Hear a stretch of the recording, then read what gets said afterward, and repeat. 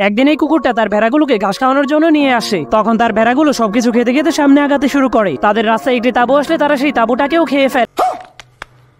এরপর একটি নদীকে অর্ধেক খেয়ে ফেলেছিল, এমনকি একটি সাইনবোর্ডকেও খেয়ে ফেলে। তারা সবকিছু খেতে খেতে গরুর ফার্মের কাছে চলে যায়। তখন একটা গরু তার মালিককে সবকিছু বলার জন্য দৌড়ে আসে, আর তার মালিককে বলে, দেখেন মালিক, এই ভেড়াগুলো আমাদের পুরো এলাকাটাকে খেয়ে ফেলে।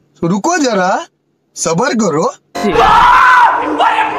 তখনই নেকড়েটা অনেক ভয় পেয়ে ভেড়াগুলোকে থামানোর জন্য চলে যায়, কিন্তু এই ভেড়াগুলো তার সবকিছু খেয়ে তাকে অর্ধেক ন্যাংটা করে দেয়।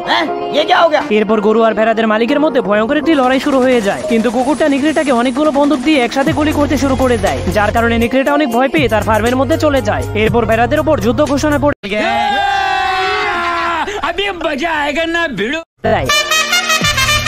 এরপর সবগুলো ভেড়া আর গরু যুদ্ধের জন্য রেডি হয়ে যায়। তখন তারা একজন আরেকজনকে আক্রমণ করার জন্য সামনে আগাতে শুরু করে, কিন্তু এই ভেড়াগুলো তাদের সবকিছু খেয়ে তাদেরকে একদমই ন্যাংটা করে দেয়, যার কারণে এই কুকুরটা যুদ্ধটা জিতে যায়।